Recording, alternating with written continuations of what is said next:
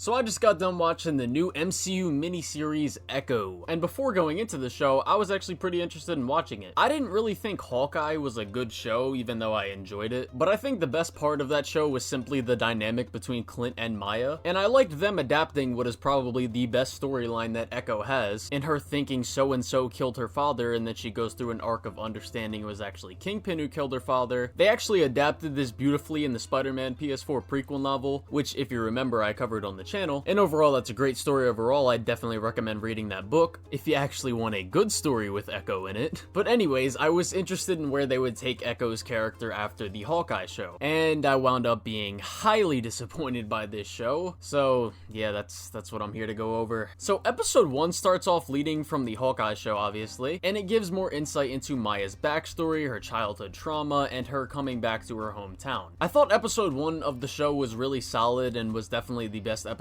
of the show, even though I still have problems with this episode. The first problem being the ending of the Daredevil fight, and that's just because he says this: I've been watching them all night. And then you guys show up and screwed everything up. And then at the end of the fight, he literally just leaves. Like, what? Why not knock her out and call the cops if you have nothing left to do here? Like, what? Another thing about this episode is the ending of it, and that is where this segment of the video starts. And that's the fact that Kingpin is still alive after being shot in the head. Now, is this impossible for him to survive a headshot? No, but is it very convenient that a trained killer shoots a man right in the head in a spot where he is lucky enough to survive? Yes, and I'm aware this happens in the comics, but that's not a defense. It's still convenient. But this segues me into the biggest problem of this show as a whole. I don't even know why they had to bring Kingpin into this show. He serves literally no purpose in this show other than being a form of trauma that Maya has in her past. And that's exactly where Kingpin should have stayed, in her past. He literally has no parallel connection with Maya outside of the fact that they both have childhood trauma in losing a parent, but even that doesn't connect because it happens for 2 different reasons for both of them. I also can't find a good reason as to why Kingpin is so invested in Maya's life to begin with. Why does he start being this father figure to her? What does he see in her that's so special about her that he started becoming a big part of her life when she was a child? They show this scene later in the show where he like beats the fuck out of this guy because he wouldn't give Maya an ice cream cone or some shit, and then Maya joins in on it. I think this scene should have been changed to something different, where Fisk sees like this little girl in the little karate gym whose dad works for him, and he sees this little rage-filled girl like after her mom just died, and this is what makes Fisk like take an interest in her when she's young, to start being that like manipulative father figure that he is in her life. And there's other problems with this. Fisk shows up to her house at the end of episode 3, and by this point Maya has had literally no development to the point where she wouldn't still want Fisk dead, so why doesn't she kill him right here? Don't know. And then later in the episode she has yet another chance to kill Fisk and doesn't take it. And I get what they were trying to do here. Fisk tells Maya that he killed his father, yada yada, so Maya killing Fisk would make her just like him. Yeah, I get it. I get what they're trying to do. But it just doesn't work in the context of this show. Keeping Fisk alive risks her family's life being in danger, and she knows exactly how he operates. Her uncle even points this out to her in the show. And I thought to myself, well, Fisk hasn't shown any sign of going after her family up to this point, so she has no reason to believe that he will. But no, because she clearly knows that Fisk tried to manipulate her into coming back under his wing, and after she denies him of this, he may try to retaliate. And that's exactly what he does in the season finale, and she's completely surprised by this. Like, no shit, dumbass. What did you think was gonna happen? And in the season finale, she tries to make Fisk, like, come to terms with his trauma or face his trauma or something, and he just doesn't change as a person still. So guess what? The threat of him coming back to kill her family again is still there. So again, why not kill him? And after Maya shows him his past, he just dips and he's like, oh my god, she showed me my past.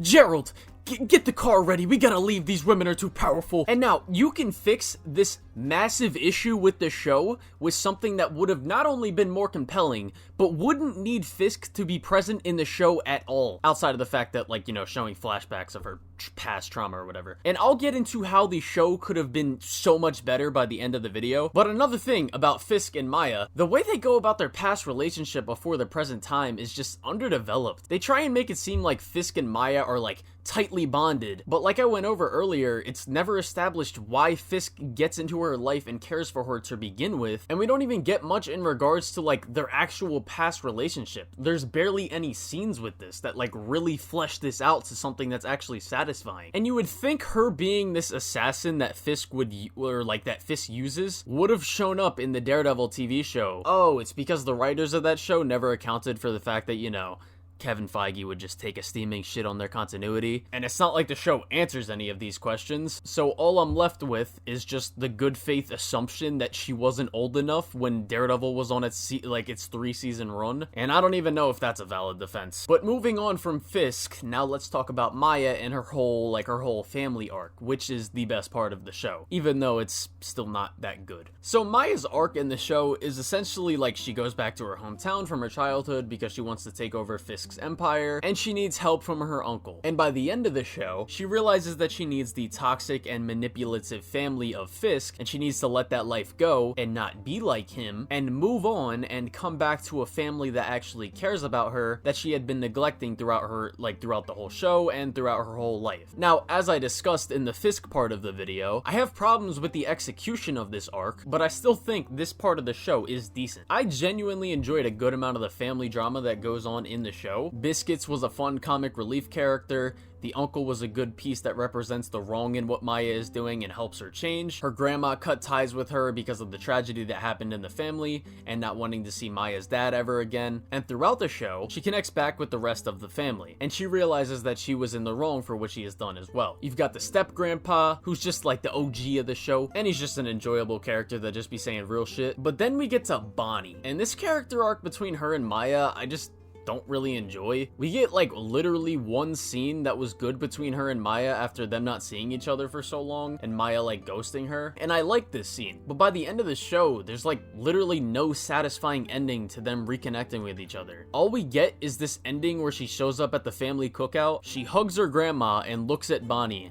And this show is essentially just being lazy and being like, hey, look, things are gonna work out. But this isn't just a problem with the conclusion of the Bonnie arc. This is a problem with everyone else too. This ending is just so unsatisfying. They could have had like a deep conversation between each other as like a family, and instead we just get this really lazy ending. But one thing that I both kinda like and very much dislike is this whole like connection to her ancestors shit. I like the ending bit with her mother and how it like makes her change as a character finally, but most of it just feels like really poorly implemented in the show, and it just kills the pacing, which segues me into the next segment of the video, the pacing and the action. And like I was just saying, I really don't like the ancestors stuff. Like there's multiple episodes where it's just like, why is this here? We get this whole like sports match and this thing lasts like 6 minutes. Then we get this little short story of this girl that like saves these people, and it literally adds like next to nothing in the story. This is the biggest culprit of the bad pacing moments in this show, even though there's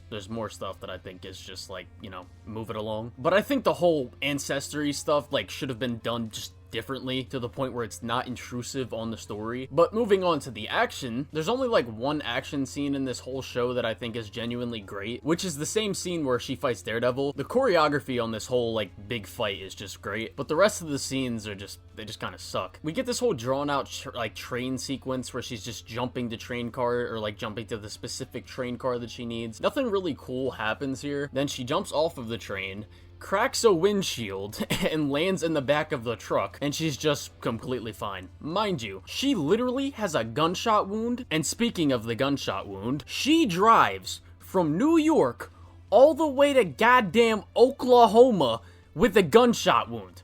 How in the, what? Then after getting patched up, she climbs up a whole ass water tower, then has to climb back down the water tower, then does the train scene. Then she fights off a massive horde of goons in the skating rink, which, now moving on to that scene, because this whole segment of this episode is just terrible, because stuff before, during, and after this action scene are just terrible. So before these girls capture Maya and save her for the bounty, not only is this guy such a dumbass that he doesn't send a picture to, like, his employers so they don't have to do this whole song and dance about, oh, do you really have her captured? Let me see her. But also, Humpty Dumpty over here is so stupid that she gives Maya back her amputee leg for some reason. Then during the action scene, and while some of this looks cool, outside of the really bad jump cuts that happen during the fight, she fights all of these guys while she still has a gunshot wound, mind you, and not a single person is able to shoot her.